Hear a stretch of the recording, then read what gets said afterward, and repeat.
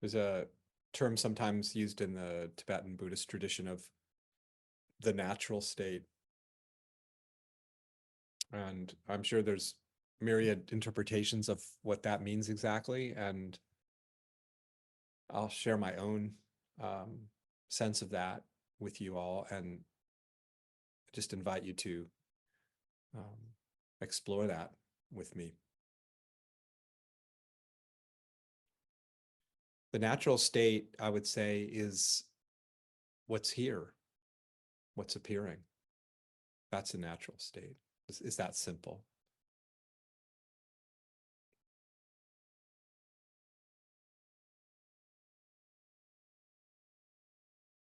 So every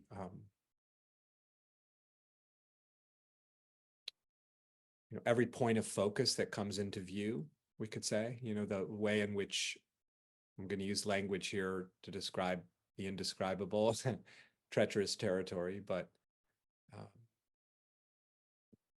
things appear. The moment is appearing in all the different ways it can appear, right? And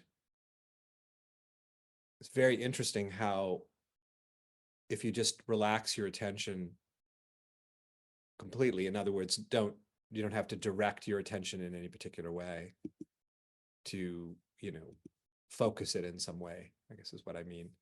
And if you just relax attention,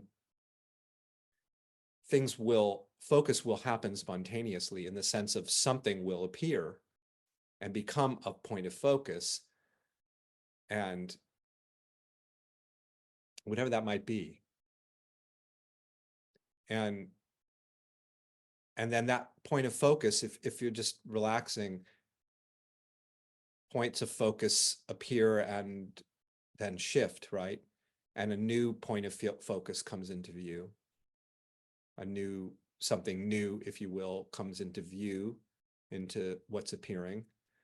And then it falls out of view, and then something new comes into a point of focus, right? It's just this inexplicable coming into view of each flash moment, each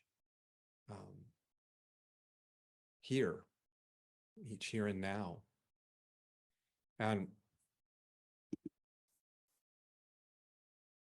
as you just experience this, which is what we're always experiencing, just notice the cold, hard fact of the naturalness of the appearance, in the sense of, when I say natural, I mean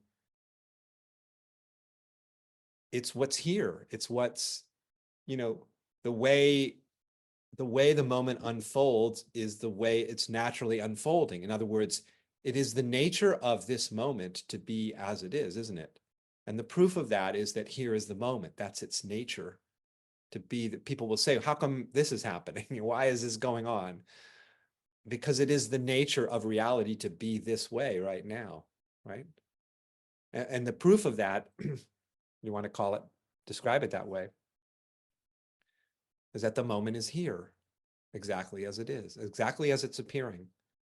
No matter how it's being conceived or described, the way that it's being conceived and described is what's appearing as well as what's appearing. See? So this is what I mean by the natural state. It's everything that comes into view is nature, the natural expression of reality in that moment. And the invitation here is it's even beyond just allowing everything to be as it is, although we could say that, I could say that.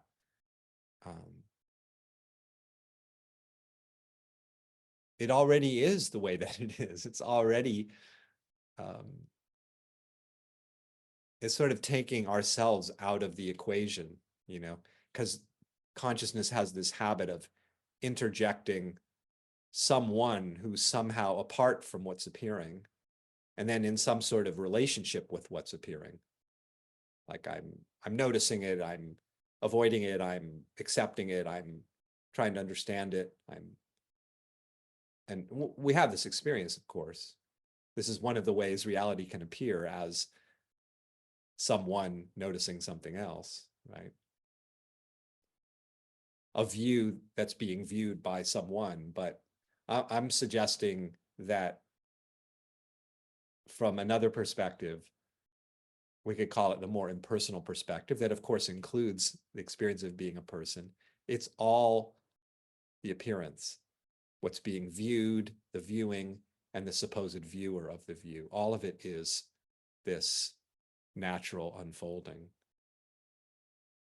And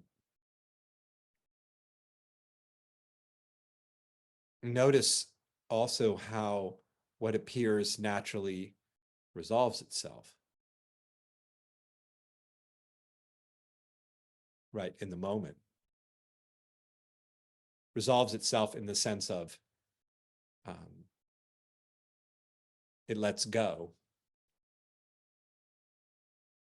A moment is released in its appearance. That's how ungraspable the moment is. And yet there's a sense of this fluidity, this easeful flow, this natural flow, this uninterrupted flow of, we could say, one moment morphing into the next moment, morphing into the next moment, but it's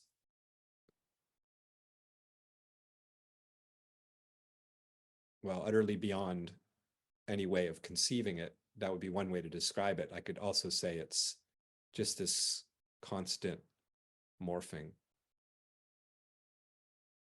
never holding still.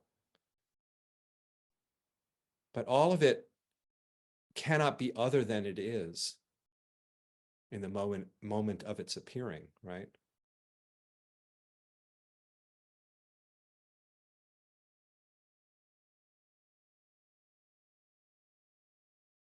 No matter what seeming state of mind is appearing, it's natural. Doesn't need to be fixed. It's simply life unfolding. Life expressing, life's display in that moment.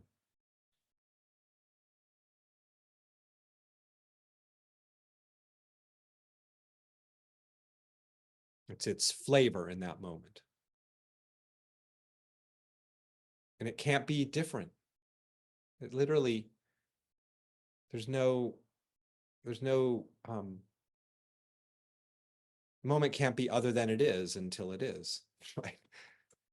In the instant of its arising, it's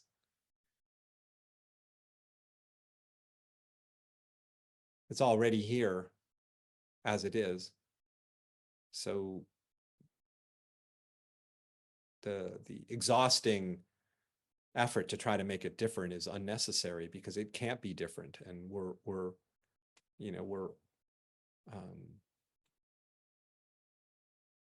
resistance is futile because like it's not we don't need to push against the way this is moving and wear ourselves out unnecessarily when all of the appearing is nature's display, life's display, right? It's like as I was inviting you to relax attention and just notice things coming into view and then disappearing from view, and then something else point of focus comes into view. It's always the view, right? It's always what's appearing. And in that sense, all of it is equal in its being what's being viewed, the presence of what is, right? So we're experimenting with playing no favorites, you could say. This one, I'm gonna grab hold of this one, and this is the right one. This is the correct appearance. I want to hold on to this one if I can, and this one, that's not a good one. We don't have to do that. There's an alternative.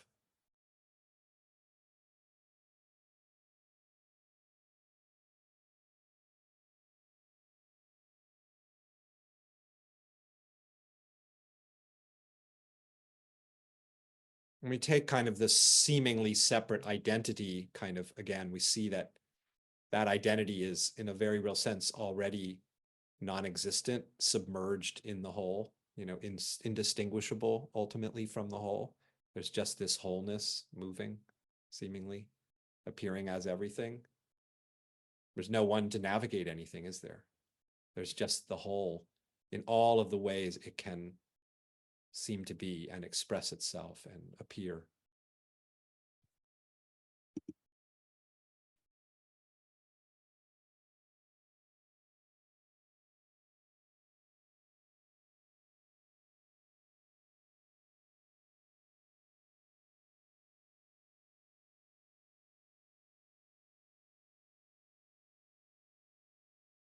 Each momentary appearance is the expression of the freedom of this to be whatever it is in that instant. Freedom is not a particular state that feels free. Everything is the expression of this ground of boundless freedom. This whole, this undivided whole that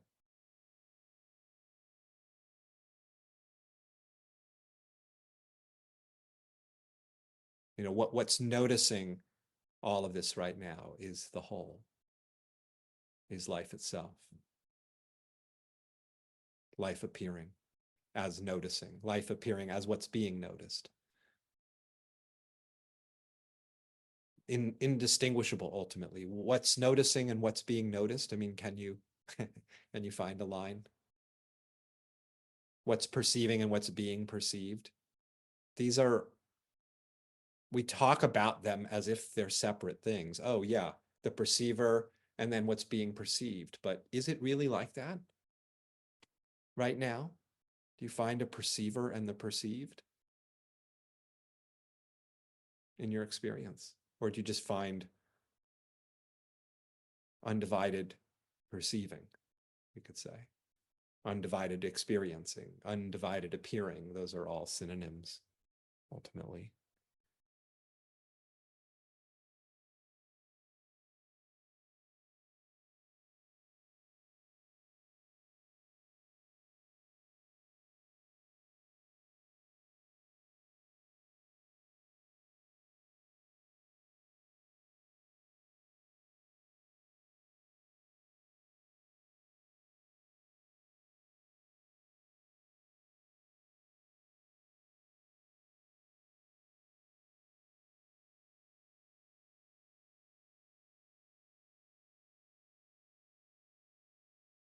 There's no mistakes. There's no really problematic moments. There's simply the moment as it is.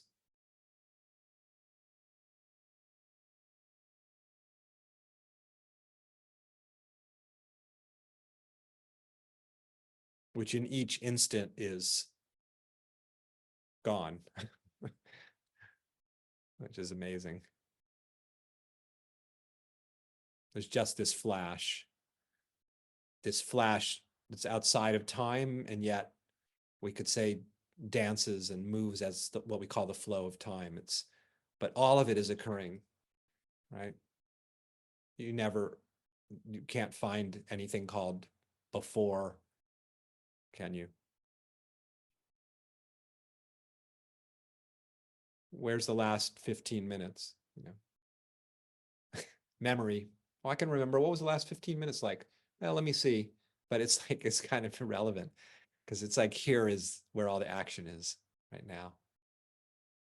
Because even the memory of what was the last 15 minutes is appearing right now. And we can think about the future and what might unfold in our lives, in our work, in our relationships. But there is no future. There's a future that appears as an idea of a future, and that idea exists now.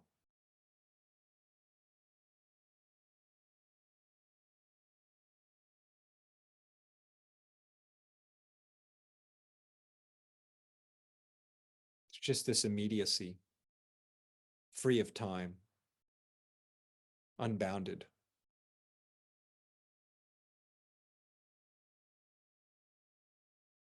Just what it is, exactly as it is, the natural state of things as they are.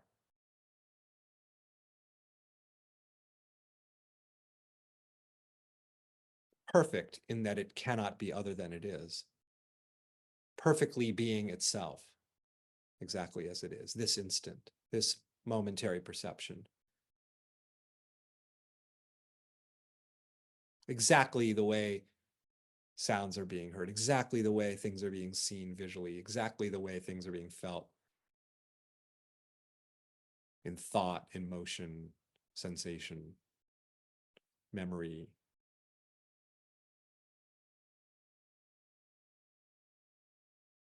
Everything, the ceaseless flow of this, everything is this infinite being, the being of life, being everything, being each momentary perception that's here for really no time and dissolves.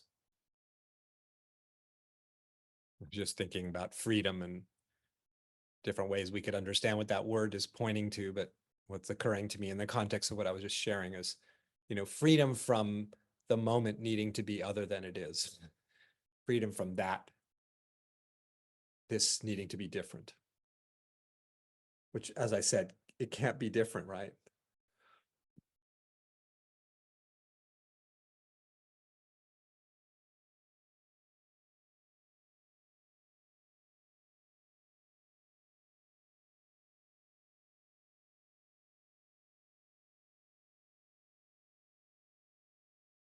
The end of our argument with what is.